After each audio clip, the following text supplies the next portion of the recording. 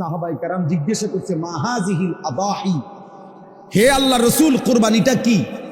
নবীজি বলছে সুন্নাতু আবিকুম ইব্রাহিম, তোমাদের পিতা ইব্রাহিমের সুন্নাত। এবার নবীজিকে জিজ্ঞাসা করছে ফামা লানা ফিহা ইয়া রাসূলুল্লাহ, হে আল্লাহর রাসূল কোরবানি করলে আমাদের লাভ কি? নবীজি বলছে বিকুল্লি শাআরাতিন হাসানা, প্রত্যেকটি পশমের মধ্যে এক একটা নেকি। তাহলে কোরবানি মানে পশু জবাই শুধু? এটা ইবাদত, পশমে পশমে নেকি। আচ্ছা আরো শোনেন, নবীজি সাল্লাল্লাহু আলাইহি সাল্লাম বলেন মা আমিলা আদমিন মিন আমালে ইয়াউমিন নাহার আহাব্বা ইলাল্লাহ মিন ইহরাকিদ দাম। আল্লাহ নবী সাল্লাল্লাহু আলাইহি সাল্লাম বলেন কোন মানুষ কোরবানির দিন আল্লাহর সবচেয়ে প্রিয় উত্তম আমল যা করে কোরবানির দিন, সেটা হলো ওই পশু জবাই। এরপরে নবীজি বলেন, এই হাদিসের 4টা অংশ, এই প্রথম অংশ বললাম।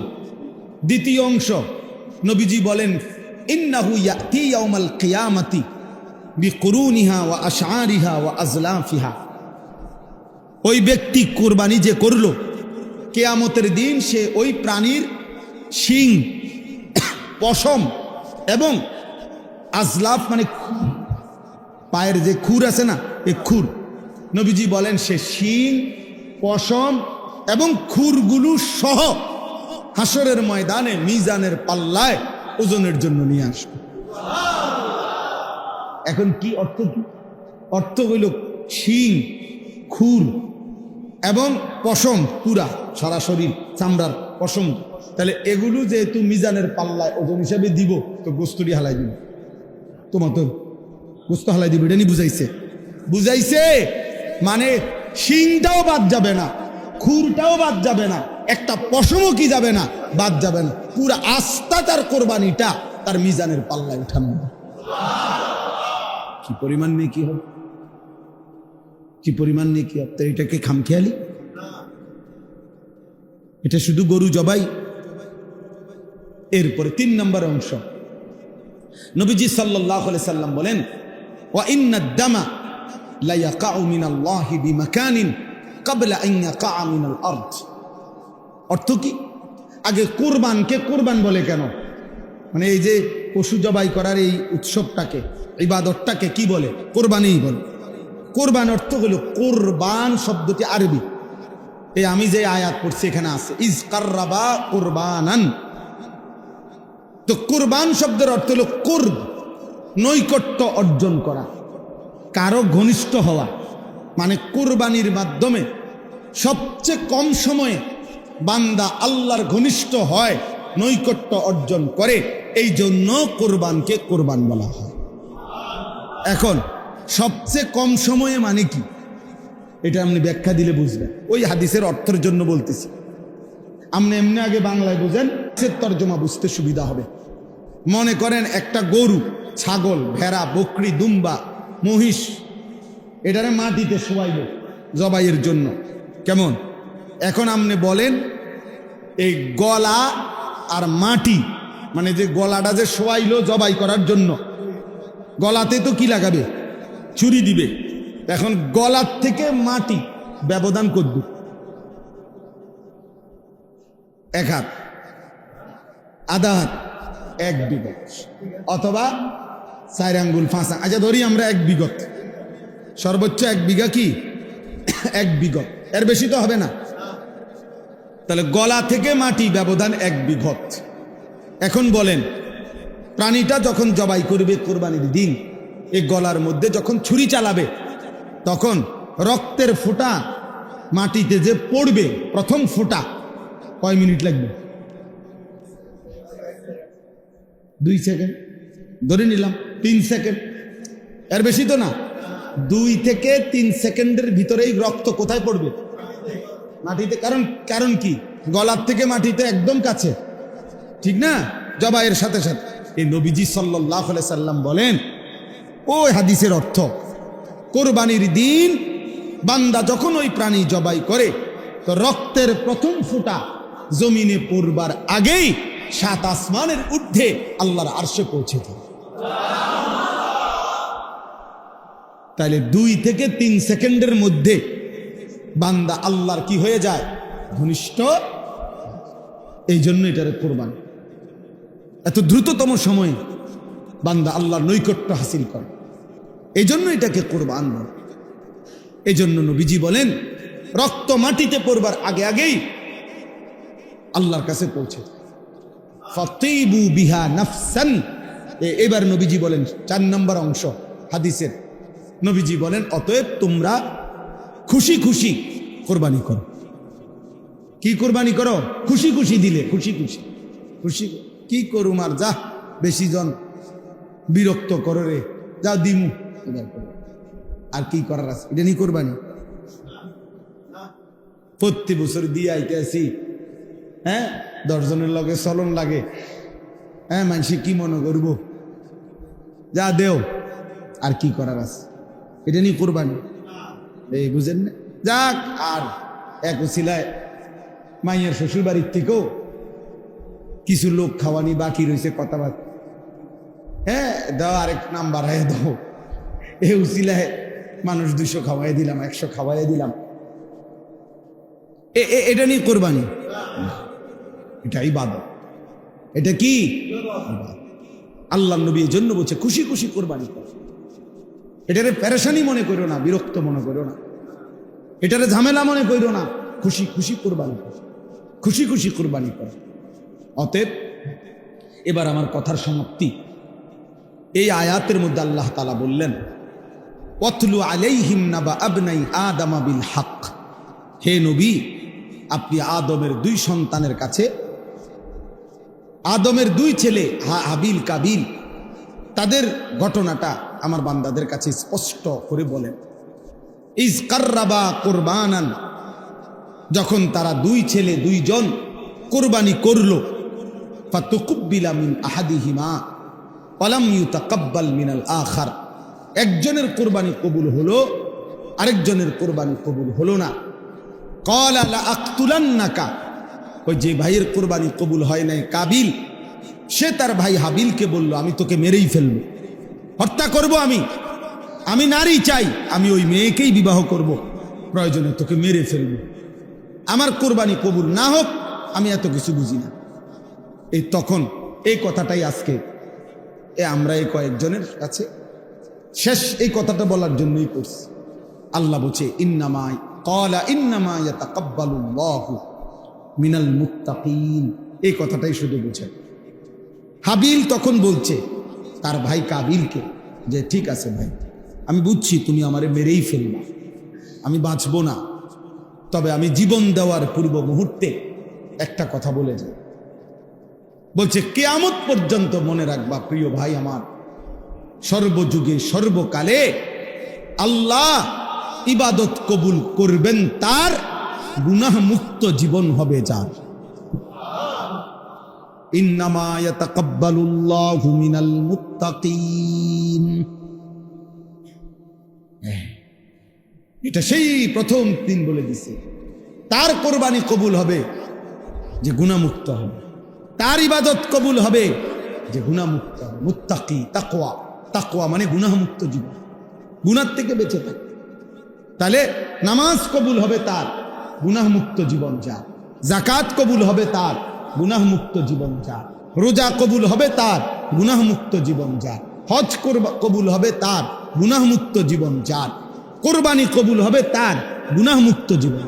গুনাহমুক্ত কোরবানি, গুনাহমুক্ত নামাজ, গুনাহমুক্ত রোজা, গুনাহমুক্ত জিকির, গুনাহমুক্ত দান, গুনাহমুক্ত সাদাকা, গুনাহমুক্ত ইবাদত। সুদের টাকা দিয়া কোরবানি দিবেন, হবে না। ঘুষের টাকা দিয়া কোরবানি দিবেন, হবে না।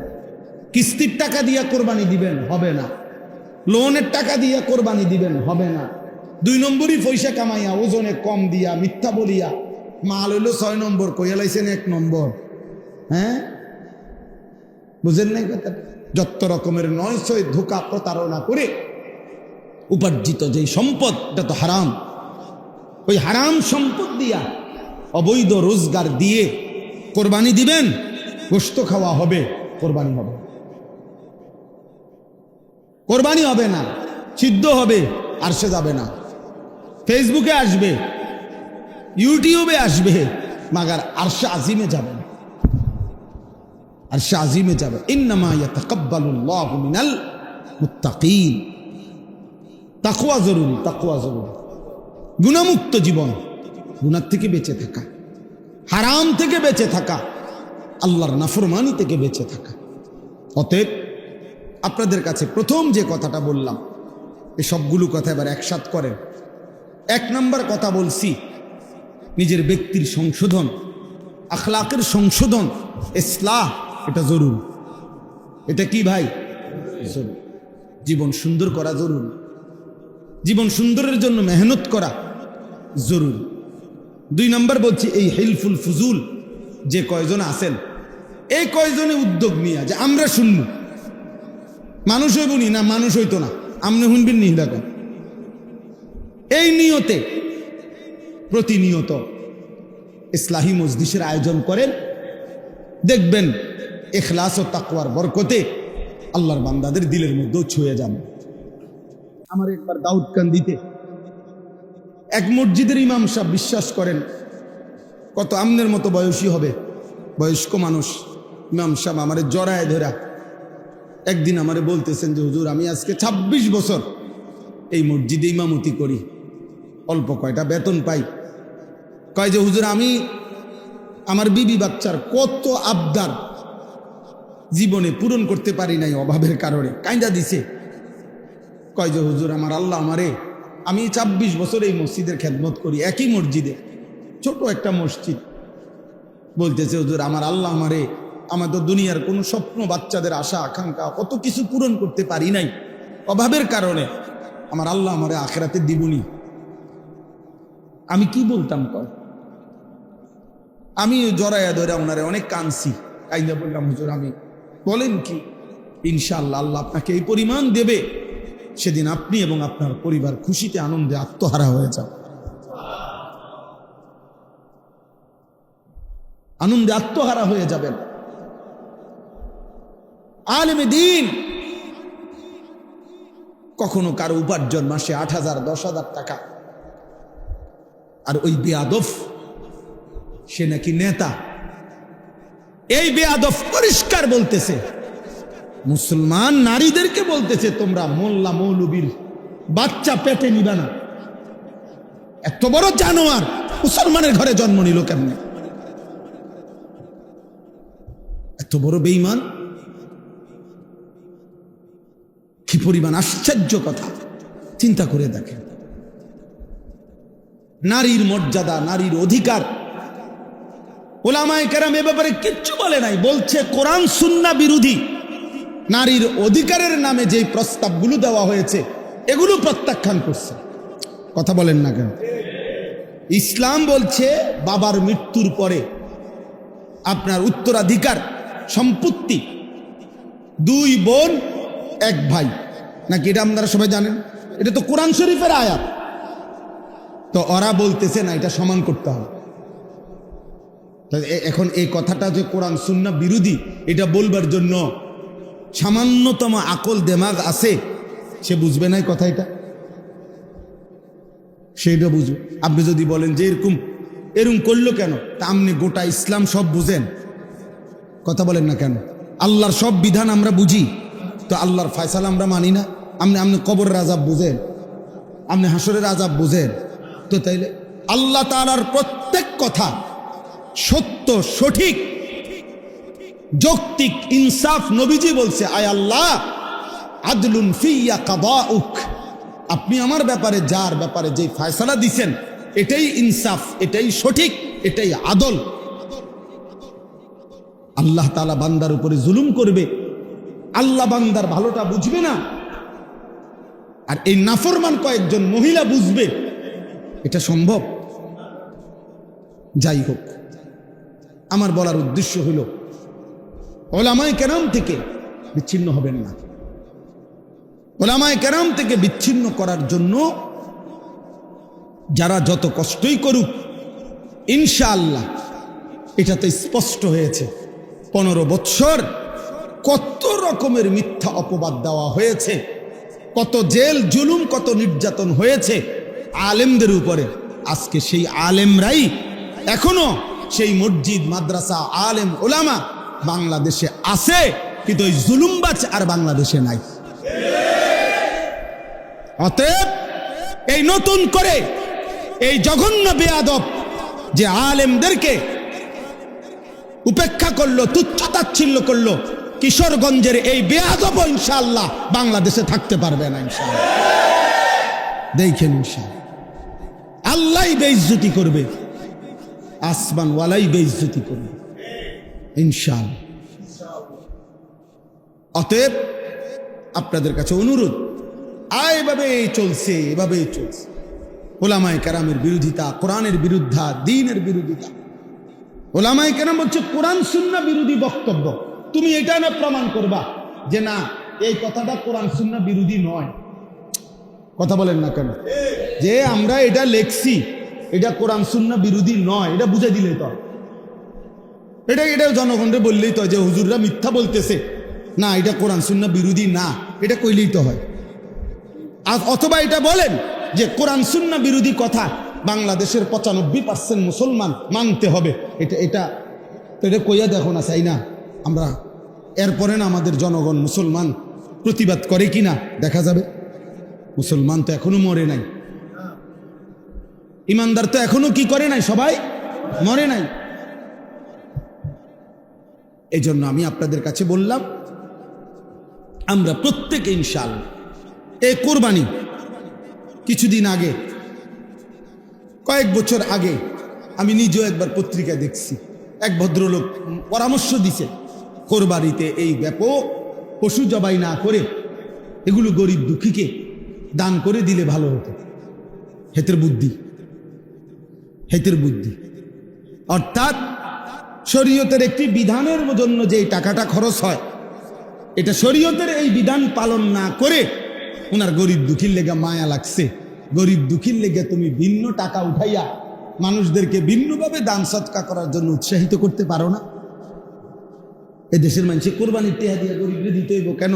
গরিবকে আলাদা টাকা দেওয়ার জন্য উৎসাহিত করতে আলেম ওলামারা নিষেধ করছে। কথা বলেন না কেন? নিষেধ করছে। আমরা বলছি যে গরিব দুঃখী এতিম অসহায়কে দিয়েন না, তো তুমি কোরবানির টাকা দিয়া গরিব দুঃখীরে দিবা কেন? কোরবানি না দিয়া, এটা তো শরীয়তের বিধান। শরীয়তের বিধান কিনা? নিজেকে গঠন কর। আমরা কিতাবে পড়ছি একজন নওজোয়ান তাগড়া যুবক মুসলিম মুজাহিদকে খ্রিস্টান সৈন্যবাহিনী গ্রেফতার করছে। তো গ্রেফতার করার পরে উনি অনেক বেশি সুন্দর, সুঠাম, চমৎকার দেহ ছিলেন। তো খ্রিস্টান সেনাপতি ওই যুবক মুজাহিদকে দেখে আকৃষ্ট হয়েছেন। নিজের মেয়েকে এই ছেলের কাছে বিবাহ দিবেন এরকম ভাবছেন। তো চিন্তা করছে আগে তাকে যে কোনো প্রলোভনে খ্রিস্টান বানাই, চেষ্টা করি, তারপরে তার কাছে মেয়ে বিয়ে দিই। তো বহুভাবে ওনাকে প্রলোভন দিছে, হুমকি ধমকি দিছে, উনি কোনোভাবেই মাথা নোয়ায় না। শেষ পর্যন্ত বন্দি করছে। আমরা উর্দু কিতাবে পড়ছি। ওই যুবক মুজাহিদ এবার ওনার কামরার মধ্যে ওই সেনাপতি তার সুন্দরী মেয়েকে একাকী দিয়ে দিছে, আর বলছে তুমি তোমার রূপ যৌবন দিয়ে যে কোনোভাবে তাকে গুনাহে বাধ্য করবা। তো 3 দিন ওই মেয়ে ওই ঘরে ছিল। 3 দিন পরে সে বের হয়ে তার বাবাকে বলছে যে হে বাবা, নিশ্চিত ইন্নাহু হাজারুন আম শাজারুন, এই যুবক নিশ্চিত হয় পাথর নয়তো কোনো গাছ। সে আসলে কোনো মানুষ না, মানুষের কোনো অস্তিত্ব, প্রাণ, অনুভূতি তার মধ্যে নাই। লা ইয়ালতাফিতু ইলাইয়া মাররাতান, সে তো আমার দিকে একবারের জন্য চোখটা তুলেও তাকায় না। আমি আমার সব চেষ্টা করছি, হয় না। তাইলে আলাইকুম আনফুসাকুম, নিজেকে মজবুত করা অনেক বড় নিয়ামত। কষ্টসাধ্য কাজ, কষ্টসাধ্য কাজ, কিন্তু সম্ভব, সম্ভব, আল্লাহর দয়া হলে সম্ভব। এই সমাজে আমরা বাহ্যিকভাবে দেখলে মনে হয় নাফরমানির সয়লাভ, অসভ্যতার সয়লাভ, কিন্তু আলহামদুলিল্লাহ এর ভেতর দিয়েও হাজারো লাখো পাক্কা মোমেন ইমানদার নারী, পুরুষ, যুবক, কিশোর, বুড়ো আছে, আছে, যে হাজারবার জীবন দেবে প্রয়োজনে, কিন্তু আল্লাহর নাফরমানি করবে না, হারামের এক লোকমা নেবে না, হারামের একটা টাকা নেবে না। এই ভালো মানুষ, এমন উত্তম মানুষদের বরকতেই বাকি বাটফার সিটাররা খাইয়া যেতেছে, ইমানদারদের বরকত, কোরআনওয়ালাদের বরকত, দিনওয়ালাদের বরকত,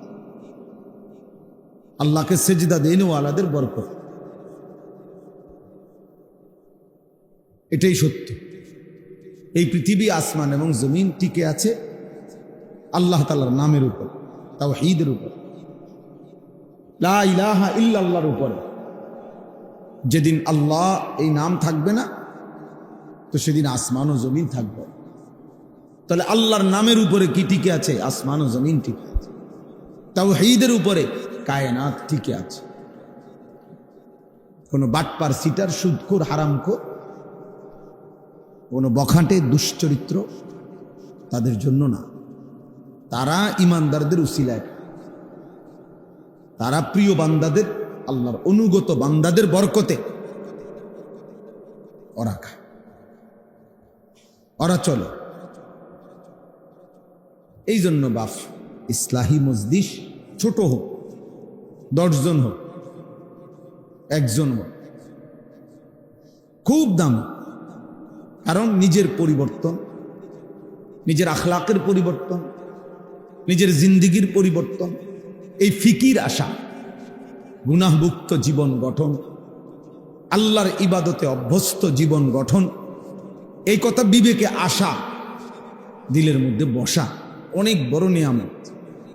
আমল তো কম বেশি পরে না করবেন, আগে তো দিলে বসতে হবে এই কথা যে আমার আল্লাহকে মানা উচিত, আমার গুনাহ ছেড়ে দেওয়া উচিত, আমার আল্লাহর আদেশ পালন করা উচিত।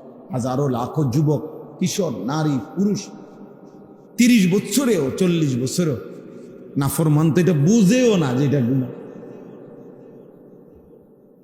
সেটা ভাবেও না।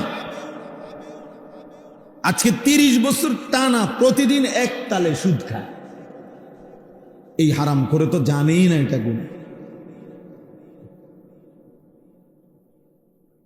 30 বছর ধরে প্রতিদিন ব্যবসা করে, প্রতিদিন ওজনে কম দেয়, প্রত্যেক দিন মিছা কথা কয়। এই বেঈমানে তো জানেই না, এই নাফরমান তো জানেই না এটা গুনাহ, সে তো এটা কি বোঝেই না, তার কলিজার ভিতরেই তো না। কোনো দিন 1 বছর 2 বছর কোনো দিনই ফজরের নামাজ পড়ে না, এমন কিশোর, এমন যুবক কোনোদিনই ফজরের নামাজ, 365 দিনের একদিনও ফজরের নামাজ পড়ে না। তাহলে এই জানোয়ার তো জানেই না আল্লাহ কি, আখেরাত কি, পরকাল কি, আবার বিচার কি, তা হাসর কি। তার হিসাব হলো জিন্দিগি মানে চুলের পেখম, জিন্দিগি মানে একটা সিবা প্যান্ট, জীবন মানে একটা মোবাইল, জীবন মানে একটা মোটরসাইকেল, জীবন মানে কিছু বন্ধুদের আড্ডা, জীবন মানে একটা মাইয়ার লগে কথা বলা, জীবন মানে একটা মেয়ের পিছনে কুত্তার মতো হাঁটা, কোনো নারীর জন্য কুকুরের মতো জীবন দিয়ে দেওয়া, যৌবন শেষ করে দেওয়া, চরিত্র নষ্ট করে দেওয়া, খালাস। আর কি, আর কি? তাহলে সে জীবন চিনল কি, বুঝলো কি?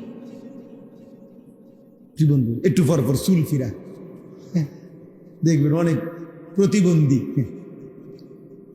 বাস্তব, তুমি পরীক্ষা করলেই দেখবা রিপোর্ট আসবে এর প্রতিবন্ধী। এই যে এরা এমনি এমনি একটু পর পর চুল ফিরায় না, এ প্রতিবন্ধী। কারণ তুমি নিজেই জানো এটা সামনে এলায়, তো আবার এটা ফিরাও কা, এটা বারবার যেহেতু তোমার ডিস্টার্ব করে, তো এটা কাটো না কেন? একটা যুক্তি তো থাকবে যে আমি একটা জিনিস আমার বারবার প্যারেশান বিরক্ত লাগতেছে, আমি এটা সরামু না। তাহলে সে নিজেই আসে, নিজেই ফিরা সারাদিন তার একটা হাত চুল ঠিক করে নিয়ে ব্যস্ত। তো এটা অসুস্থ না, এটা প্রতিবন্ধী না, তার সিরা মানসিক সমস্যা তার। পৃথিবীর কেউ বেটা, কম করে বলি বেটা, গোটা পৃথিবীর কেউ কোনোদিন কোনো বেঈমানে কোনোদিন বলে নাই যে পুরুষের মাথার চুলের মধ্যে সৌন্দর্যের কিছু আছে আলাদা, বা এটা নিয়ে আলাদা সৌন্দর্যের কোনো প্যারেশানি এটা পৃথিবীতে নেই। কোনো পাগলও বলে নাই, কোনো বেঈমানে বলে না। তোমরে কিছু বেঈমানে হয়তো ভুল বুঝাইছে। চুলের উপরে যদি কোনো যত্ন সৌন্দর্যের কিছু হয়, তা নারীর সৌন্দর্য চুলের মধ্যে। পুরুষ চুল নিয়ে ব্যস্ত থাকবে, এটা এক ধরনের মেয়েলি স্বভাব ছাড়া, বেডিত্বের স্বভাব ছাড়া আর কিচ্ছু হইতে পারে। এটা এক ধরনের কাপুরুষ, যে লজ্জিত পুরুষ হওয়া, যে শরম পাইতেছে যে আমি যে বেডই, এই জন্য আমি একটু লজ্জিত অনুতপ্ত। আমি যদি মেয়ে হতাম আর মেয়েদের মতো সারাক্ষণ চুল নিয়ে ব্যস্ত থাকতাম, কত না ভালো হতো। নাই তো বলেন কি কারণ থাকতে পারে এটার পিছনে? একটা ছেলেকে কেন, পুরুষকে কেন চুল নিয়ে এত ব্যস্ত বানাই দিল? আফসোসের ব্যাপার, আশ্চর্যের ব্যাপার রীতিমতো। এই জন্য বললাম আলাইকুম আনফুসা। ইসলাহি মজলিসের মূল ফিকিরে নিজের সংশোধন, জিন্দিগির সংশোধন, জীবনকে সুন্দর করা, এটা খুব ভালো উদ্যোগ। এক মানুষের সবচেয়ে বড় কল্যাণ, মনে রাখবেন, মানব কল্যাণ দুই ধরনের হয়। এক হলো সেবামূলক কিছু কাজ করা। কারো বাড়িতে টিউবওয়েল বসায় দিছেন, কারো টিনের চাল দিয়া দিছেন, কারো ঘর বাইন্দা দিছেন, হ্যাঁ, মেয়েটার বিধবা, মেয়ে বিবাহের ব্যবস্থা করে দিছেন। মাশাআল্লাহ, ভালো কাজ এগুলো। বন্যা, ঘর, ঝড়, ঘূর্ণিঝড়, জলোচ্ছ্বাসে সহযোগিতা করছেন, উত্তম কাজ, মানব সেবা। কিন্তু আরেকটা মানব সেবা হলো, মানব কল্যাণ হলো ওই মানুষটাকে আল্লাহমুখী করে দেওয়া, আখিরাতমুখী করে দেওয়া। ওই মানুষটার জিন্দিগি চেঞ্জ করে, ইউটার্ন করে তাকে আল্লাহ রসুল আখিরাত পরকালের দিকে ফিরাইয়া দেওয়া। আল্লাহর কসম, কোরআন বলে এটা হচ্ছে মানবতার সবচেয়ে বড় কল্যাণ। মানুষের সবচেয়ে বড় কল্যাণ হলো তাকে তার রব চিনায় দেওয়া, তাকে তার গন্তব্য চিনায় দেওয়া, তাকে তার মালিক চিনায় দেওয়া, তাকে আল্লাহর সাথে জুড়ে দেওয়া, তাকে নামাজের সাথে বেঁধে দেওয়া, তার ঈমানের দৌলত দান করা। এই জন্য আল্লাহ নবী সাল্লাল্লাহু আলাইহি ওয়াসাল্লাম বলছেন, ওয়া ইন্নী আখিযুন বিহুজাজিকুম, আমি চেয়েছি, নবীজি বলেন, আমি চেয়েছি কোমরে জড়াইয়া ধইরা হলেও আমার এক এক উম্মতকে জাহান্নাম থেকে বাঁচাতে।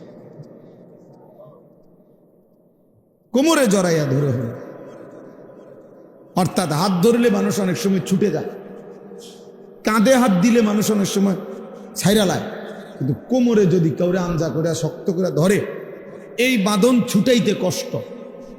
যেন নবীজি বলেন, আমি চেয়েছি আমার এক এক উম্মতকে কোমরে জড়িয়ে ধরে হলেও জাহান্নামের আগুন থেকে বাঁচানো।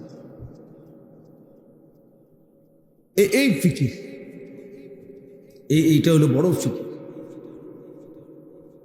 প্রতিটা মানুষকে নেক কাজের আদেশ করা, গুনাহের কাছ থেকে ফিরিয়ে রাখার চেষ্টা করা, বাফ, এটা মানবতার বড় কল্যাণ,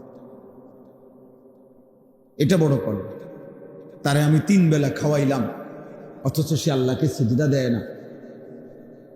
এটা বড় কল্যাণ না? হ্যাঁ, এটাও কল্যাণ, তার ভালো, তার খাওয়াই আমি। কিন্তু মানবতার, মানুষের সবচেয়ে বড় কল্যাণ হলো মানুষকে তার মালিকের সাথে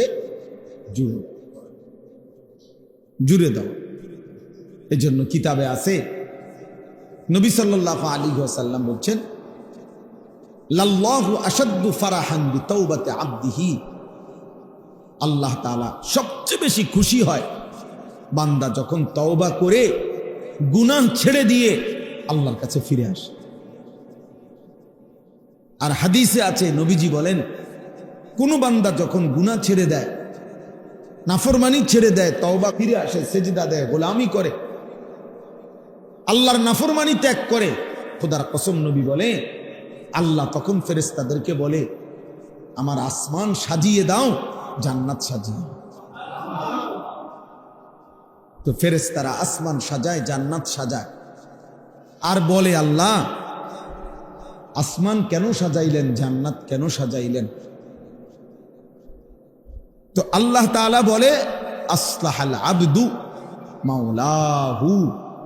আল্লাহ তখন বলে, শুনো ফেরেশতারা, আজকে এক গোলাম যে তার মনিব থেকে বহুদিন যাবৎ ভাইগা গেছিল, পলায়ন করছিল, আজকে সেই ভেগে যাওয়া পলায়ন কৃত গোলাম তার মনিবের সাথে সম্পর্ক ঠিক করে নিছে। আমারে গোলাম বহুদিন আমারে সেজদা দেয় নাই, আমার হুকুম মানে নাই, আমার নাফরমানির উপরে ডুবা ছিল, ওই আমার থেকে দূরে সরে গেছিল। আজকে আমার সেই গোলাম, আমার সেই বান্দা, আমার থেকে যে ভেগে গেছিল, আমার ভেগে যাওয়া বান্দা আমি মালিকের সাথে তওবা করে সম্পর্ক ঠিক করে নিছি। আমি এই খুশিতে আসমান সাজিয়ে দিলাম, জান্নাত সাজিয়ে দিলাম। তাইলে আল্লাহ তাআলা সবচেয়ে বেশি খুশি হয় বান্দা যখন আল্লাহর দিকে ফিরে আসে। এজন্য হাদিসে আছে, আল্লাহর নবী সাল্লাল্লাহু আলাইহি ওয়াসাল্লাম বলেন, আকরাবু মা ইয়াকুনুল আবদু মির রাব্বিহি ওয়া হুয়া সাজিদ। নবীজি বলেন সাল্লাল্লাহু আলাইহি ওয়াসাল্লাম, বান্দা আল্লাহ তাআলার সবচেয়ে আকরাব, ঘনিষ্ঠ হয়, আল্লাহর সবচেয়ে ঘনিষ্ঠ হয় বান্দা কখন? নবীজি বলেন ওয়া হুয়া সাজিদ, বান্দা আল্লাহকে সিজদা করে দেয়। কখন? ওয়া হুয়া সাজিদ, যখন সে সিজদা।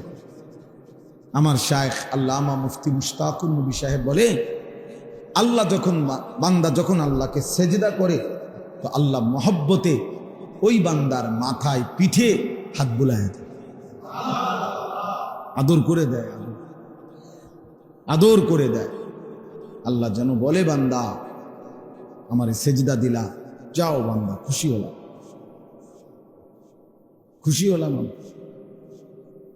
এজন্য নামাজ যার কপালে জোটে না, তার কপালের উপরে লানত। যার কপালে সেজদা না, থু তো তোর কপালে, থু তোর কপাল, লানত তোর কপাল, লানত তোর কপালে। সেজদা জোটে না, তোরে আল্লাহ বানাইলই কেন? যার কপালে সেজদাই জোটে। এবং বলবেন যে আপনি হুজুর লানত দিলেন, হ বেটা, আল্লাহ লানত দিছে, ওয়া ইন্না আলাইকাল লানাতা ইলা ইয়াউমিদ্দিন। কোরআন শরীফে আল্লাহ বলছে, ইবলিস তুই আমারে সেজদা দিলি না, আজকের থেকে নিয়ে কিয়ামত পর্যন্ত তোর উপরে আমি আল্লাহর লানত। কোরআন শরীফের আয়াত। তাহলে ইবলিসের উপরে আল্লাহ এই লানতটা কেন দিছে? কথা বলেন না কেন?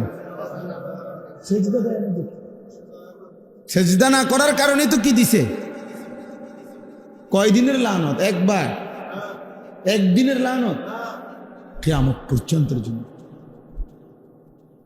তাইলে একটি সেজদা না দিলে যদি কিয়ামত পর্যন্ত লানত দেয়, একদিনে 5 ওয়াক্ত নামাজে এক নাফরমান কতগুলো সেজদা ছুটে গেছে।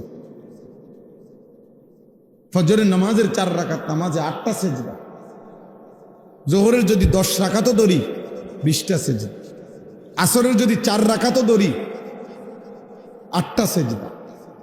মাগরিবের যদি 5 রাকাতও ধরি 10টা সেজদা। এশার নামাজের যদি 9 রাকাতও ধরি 18টা সেজদা। একদিনে তোর কয়টা সেজদা ছুটে গেল?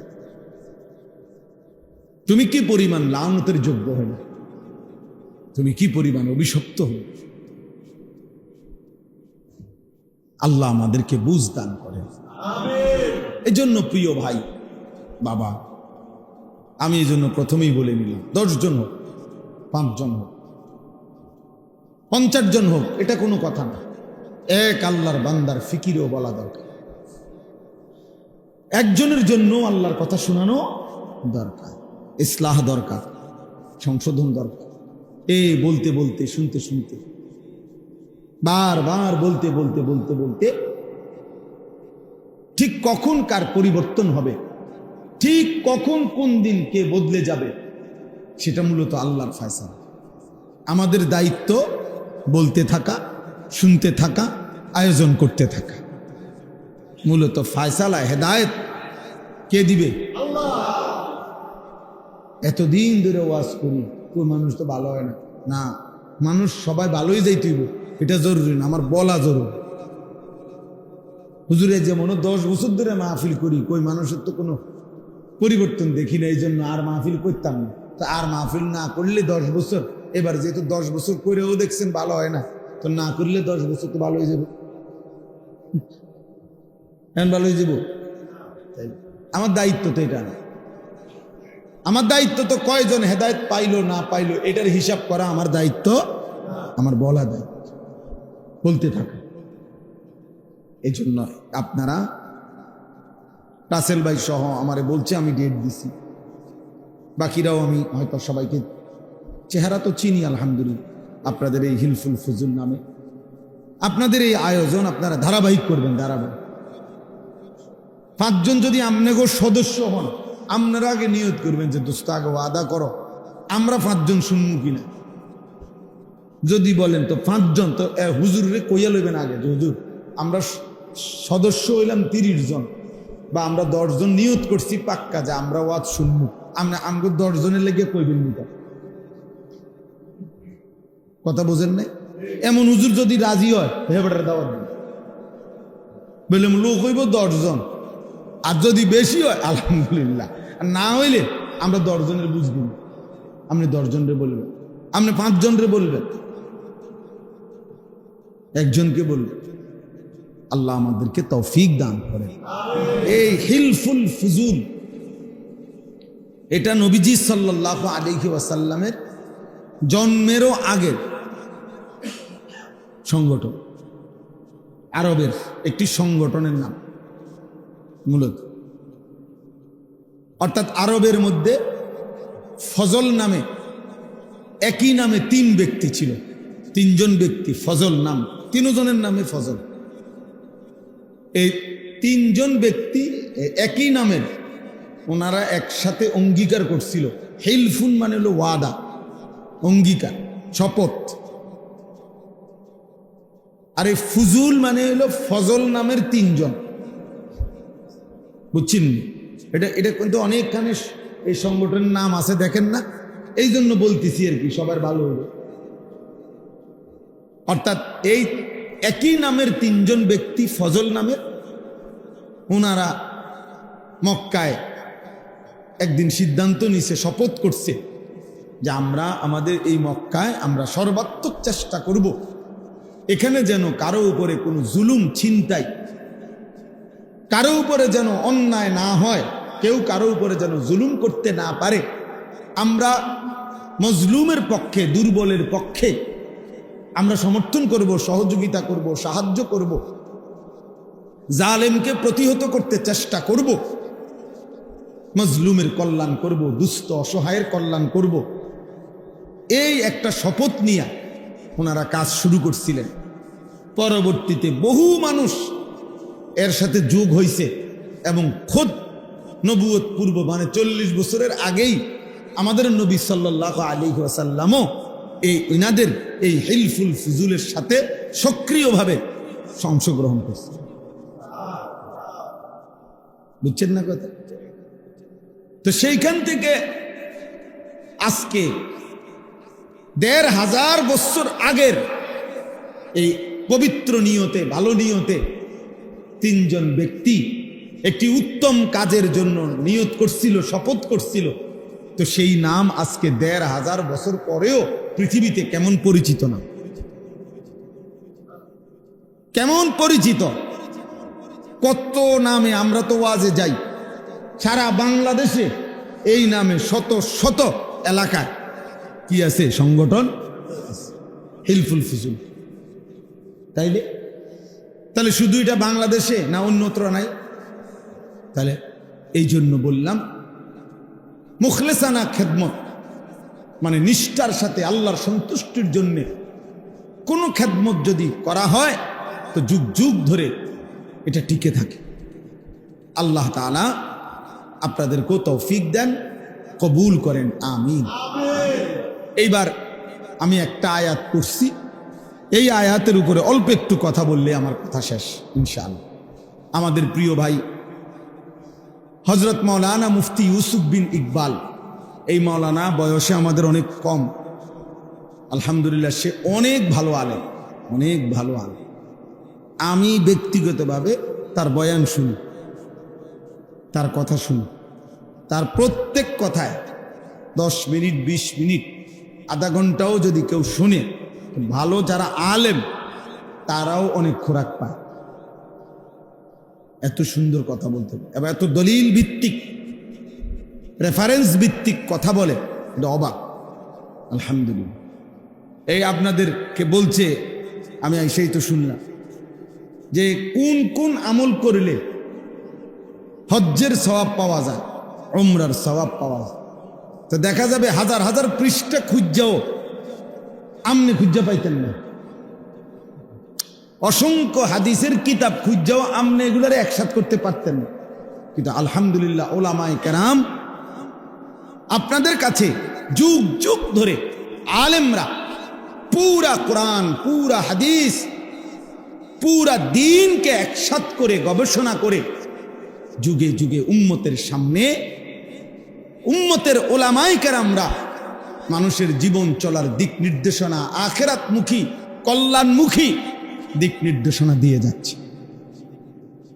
এটা ওলামায়ে কেরামেরই একমাত্র খেদমত, যেটা এই পৃথিবীর আর কেউ করতে পারেও নাই, পারবেও না।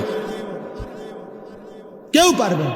কোন জেনারেল শিক্ষিত ব্যক্তি পুরা কোরআন সামনে নিয়ে, নবীজির সমস্ত হাদিসকে সামনে নিয়ে পূর্বাপর সমস্ত কিছু বিশ্লেষণ করে উম্মতকে সঠিক দিক নির্দেশনা দেওয়া, এটা একমাত্র ওলামায়ে কেরামেরই বৈশিষ্ট্য।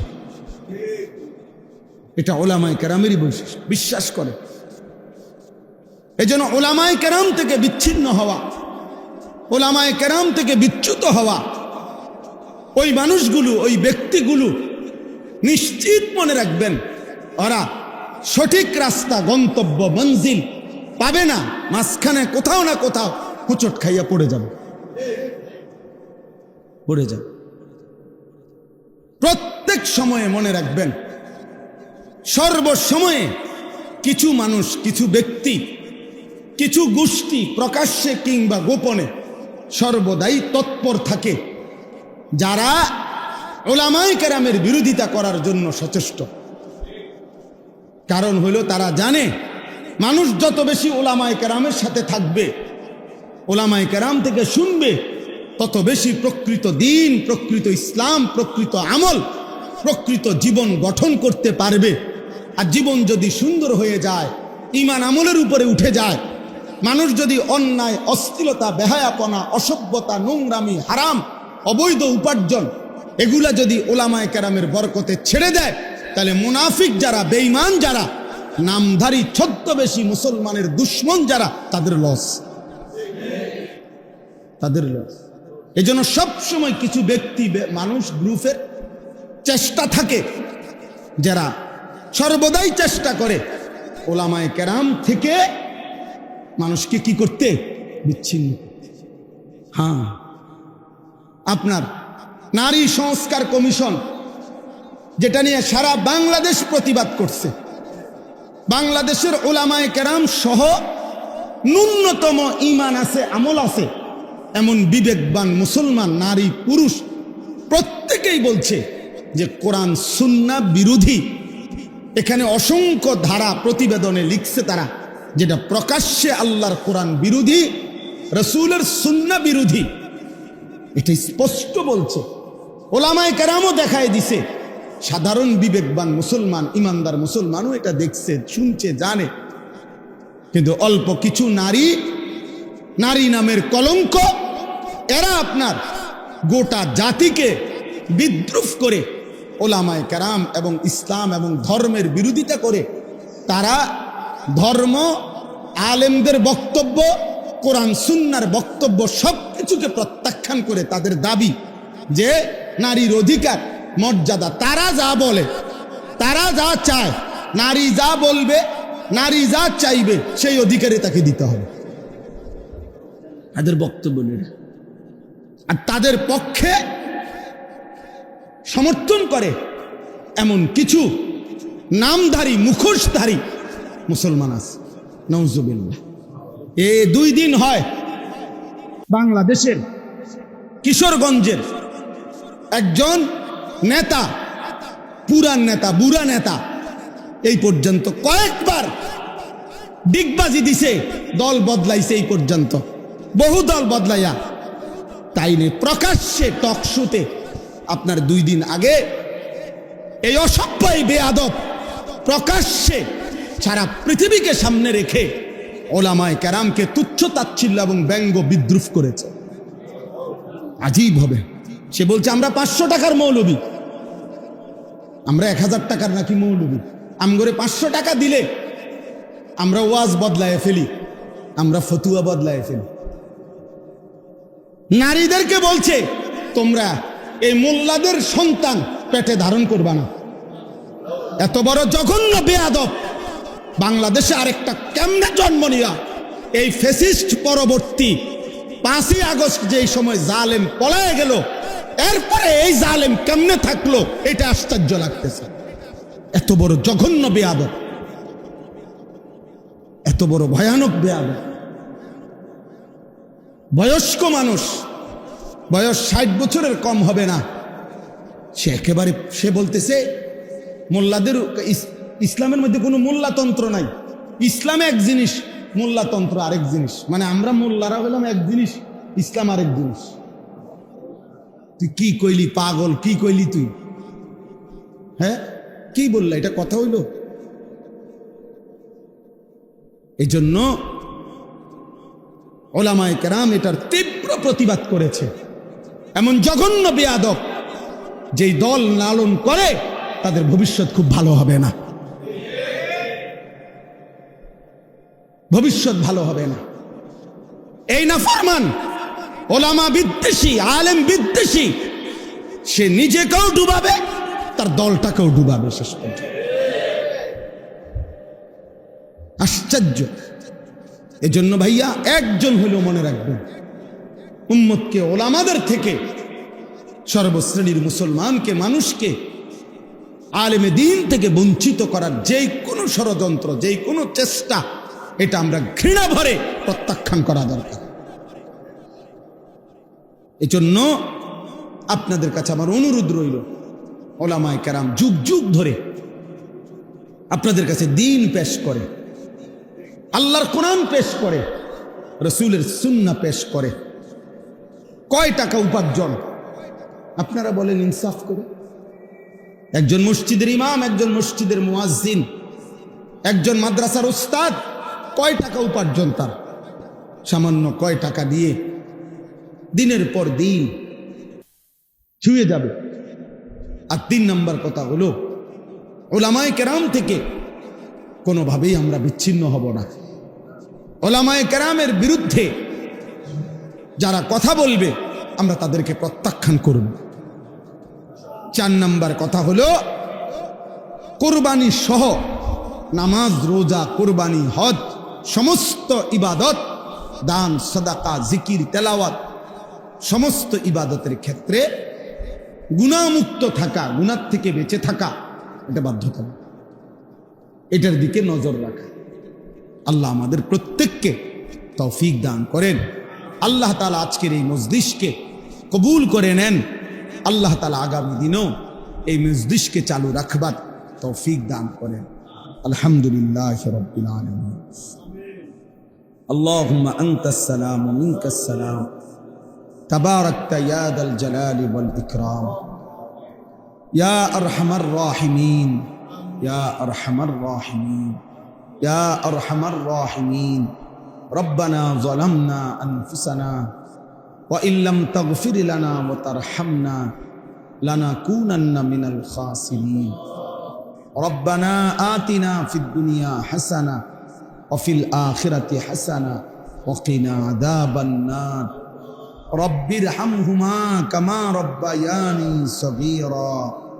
রব্বানা হাব লানা মিন আজওয়াজিনা ওয়া যুররিয়াতিনা কুররাতা আ'য়ুন ওয়াজআলনা লিল মুত্তাকিনা ইমামা। মওলায়ে করিম আপনি মাফ করে দেন, রব্বে করিম আপনি মাফ করে দেন। মেহেরবান মওলা, আপনার ঘরেই লম্বা সময় বসেছিলাম, এতটা সময় ধরে আপনি আপনার ঘরেই জায়গা দিয়েছেন, এখন গুনাহ মাফ না করে কেমনে বের করে দিবেন? আয় মওলা মাফ করে দেন। মওলা আপনার ঘরে যেহেতু বসতেই দিলেন, এখন আপনি মাফই করে দেন, মাফ করে দেন। মওলা আযাব দিলে আপনার কোনো লাভ নাই, মাফ করে দিলে আপনার কোনো ক্ষতি নাই, মাফ করলে আপনার কমবে না, মাফ না পেলে আমাদের উপায় থাকবে না। আয় করিম আপনি মাফ করে দেন, আয় রহমান আপনি মাফ করে দেন, আয় রহিম আপনি মাফ করে দেন, আয় গফফার আপনি মাফ করে দেন, আয় গফুর আপনি মাফ করে দেন, আয় মাওলা আপনি মাফ করে দেন। পেছনের সব গুনাহ মাফ করে দেন, আগামী জিন্দেগি আপনি সুন্দর করে দেন, ঈমান আমলের দৌলত দেন, ইজ্জত আফিয়ত দেন, তাকওয়া তহারত দেন, গুনাহ মুক্ত জীবন দান করেন, আপনার গোলামি করার তৌফিক দান করেন, জীবনটা সুন্দর করবার তৌফিক দান করেন, চুল চেহারা আখলাক আমল সুন্দর করে দেন। আল্লাহ কিশোর যুবক ছেলেগুলোকে বদলে দেন, কিশোর যুবক ছেলেগুলোকে বদলে দেন, কিশোর যুবক ছেলেগুলোকে বদলে দেন। আল্লাহ এদের চেহারা সুন্দর করে দেন, এদের চুল মুসলমানের মতো স্বাভাবিক বানিয়ে দেন, এদের আখলাক সুন্দর করে দেন।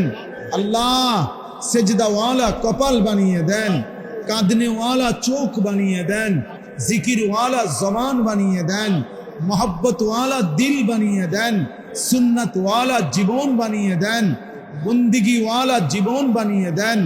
আয় আল্লাহ আপনি মাফ করে দেন, সমস্ত কবরবাসীদেরকে মাফ করে দেন, কিয়ামত পর্যন্ত কবরের আযাব মাফ করে দেন, কবরগুলোকে জান্নাতের টুকরা বানিয়ে দেন, আপনার নূরে রহমত দ্বারা ভরপুর করে দেন, অসুস্থ বিমারি যারা শিফা করে দেন, কামাই রুজিতে হালাল বরকত দান করেন, চাকরি ব্যবসা ক্ষেত খামার সব কিছুতে বরকত দান করেন। প্রবাসী বিদেশের জমিনে যারা সহি সালামতে নিরাপদে রাখেন মাওলা, আল্লাহ প্রত্যেকের নেক মাকসাদ পূরণ করে দেন, এই মসজিদখানা কবুল করে নেন। আল্লাহ মসজিদের সমস্ত খিদমাত আপনি কবুল করে নেন, ইমাম খতিব মুয়াজ্জিন খাদেম কমিটি মুসল্লি সবাইকে কবুল করে নেন।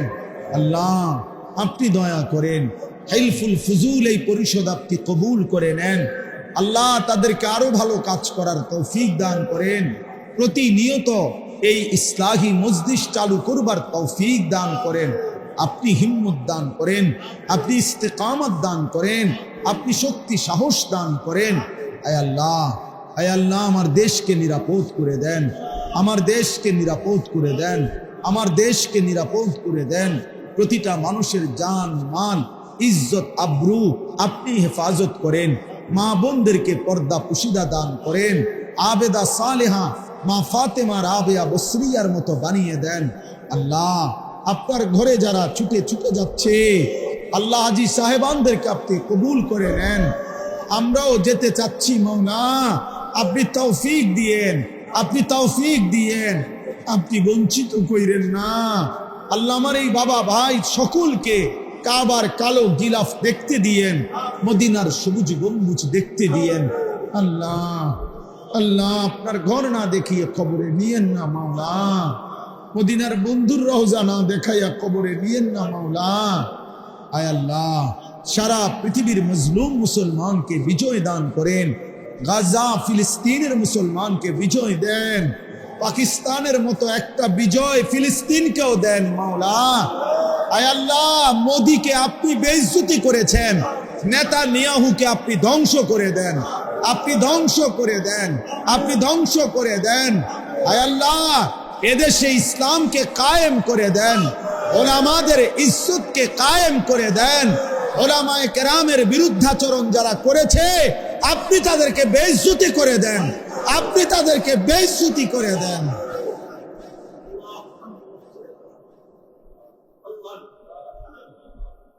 এই করিম, এই করিম,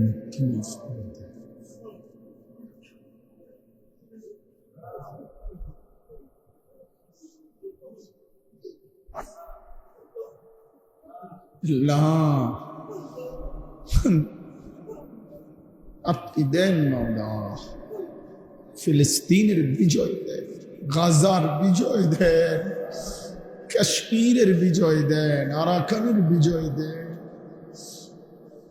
মুসলিমের বিজয় দেন।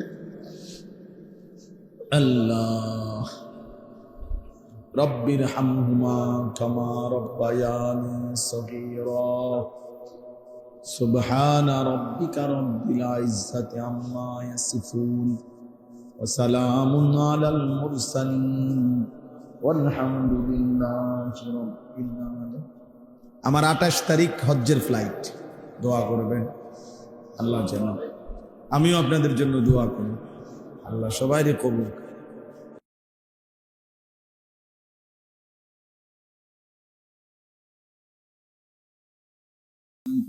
الرحمن الرحيم واتل عليهم نبأ ابني آدم بالحق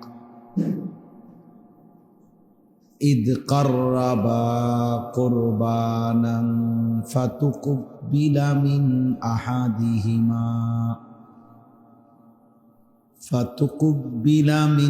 أحدهما ولم تقبل من الآخر قال لأقتلنك قال إنما يتقبل الله من المتقين صدق الله مولانا العظيم وقال صلى الله عليه وسلم اتق المحارم تكن أعبد الناس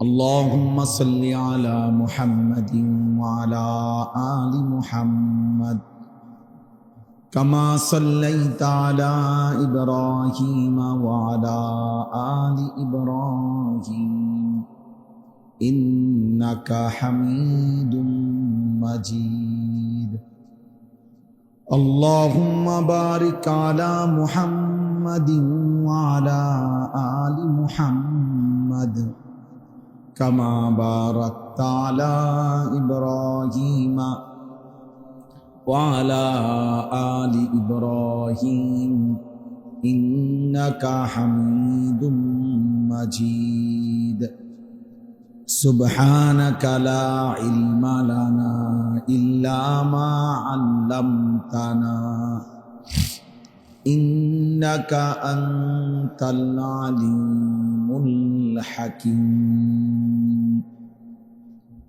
الحمد لله আল্লাহ পাক রব্বুল ইজ্জত যুল জালাল ওয়াল ইকরামের ফজল কারাম, রব্বুল আলামিনের ইহসান, মেহেরবানি, দয়া, আল্লাহ তাআলা আমাদেরকে আজ 18 মে 2025 রোজ রবিবার কুমিল্লা জেলা দেবিদ্বার উপজেলাধীন ভিংলাবাড়ি চেয়ারম্যান বাড়ি আল আকসা জামি মসজিদে, ভিংলাবাড়ি হিলফুল ফুজুল সমাজ কল্যাণ পরিষদের উদ্যোগে ইসলাহি মাহফিলে আল্লাহ তাআলাই আমাদেরকে আসবার বসবার আল্লাহর জন্যই জমা হওয়ার তৌফিক দান করেছেন। এজন্য সকলেই বলি আলহামদুলিল্লাহ।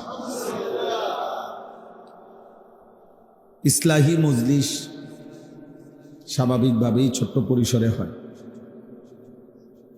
খুব বেশি হাঙ্গামা শোরগোল হুলস্থুল কম হয়, ব্যাপক বড়সড় আয়োজন হয় না। এটাই মনে করেন ইসলাহি মজলিসের একটা বৈশিষ্ট্য। মূলত ইসলাহি মজলিসের মূল ফিকির হলো ব্যক্তির জিন্দিগি সংশোধন করা, জীবন সংশোধন, নিজেকে গঠন, ইসলাহ। কোরআনুল কারীমের মধ্যে আছে আল্লাহ তাআলা বলেন, ইন্নামাল মুমিনুনা ইখওয়া ফাআসলিহু বাইনা আখাওয়াইকুম। নিশ্চয়ই মুমিনগণ পরস্পর ভাই ভাই, অতএব তোমরা তোমাদের পরস্পর ভাই ভাই প্রত্যেকে একে অপরকে সংশোধন করে দাও। কোরআনুল কারীমের মধ্যে আছে ওয়া ইন তাইফাতানি মিনাল মুমিনিনা ইখতাতালু ফাআসলিহু বাইনাহুমা। তোমাদের ঈমানদারদের মধ্যে যদি দুই দল, দুই গ্রুপ ঝগড়া করে, মারামারি করে, তো তোমরা তাদের মধ্যে সংশোধন করে। কোরআনুল কারীমের মধ্যে আছে আল্লাহ তাআলা বলছেন, ফাত্তাকুল্লাহা ওয়া আসলিহু যাতা বাইনিকুম। তোমরা আল্লাহকে ভয় করো এবং নিজেদের মধ্যে সংশোধন করে নাও। এরকম অনেক শব্দ কোরআনুল কারীমের মধ্যে আছে, ইন উরিদু ইল্লাল ইসলাহা মাস্তাতা'তু। নবীগণ মানুষকে আল্লাহর দিকে ডেকে তো এ কথা বলতেন যে, হে আমার জাতি, এই যে দিবানিশি তোমাদেরকে ডাকতেছি, এর উদ্দেশ্য তোমাদের সংশোধন, আর কিছুই না, তোমাদের জীবন গঠন। তাহলে ইসলাহ সংশোধন, পরিবর্তন, জিন্দিগি আল্লাহ এবং রসুলের রঙে গঠন, আখেরাতের আলোকে জীবন সাজানো, এটা খুব জরুরি। এটা একজন মানুষের, একজন মুমিনের প্রধানতম ডিউটি, প্রধান ডিউটি, নিজেকে আল্লাহ তাআলার হুকুমের অনুগত করা, জীবন গঠন করা। ইয়া আইয়ুহাল্লাযীনা আমানু আলাইকুম আনফুসাকুম। কোরআনুল কারীমের মধ্যে আছে, হে ঈমানদারগণ, তোমরা প্রত্যেকেই নিজেকে আঁকড়িয়ে ধরো। তার মানে নিজেকে গড়ে তোলো, নিজেকে সাজিয়ে তোলো, ঈমান আমলের রঙে নিজেকে সাজাও। লা ইয়াদুররুকুম মান দাল্লা ইযা ইহতাদাইতুম। যদি তোমরা নিজেদেরকে হেদায়েতের উপরে উঠাইতে পারো,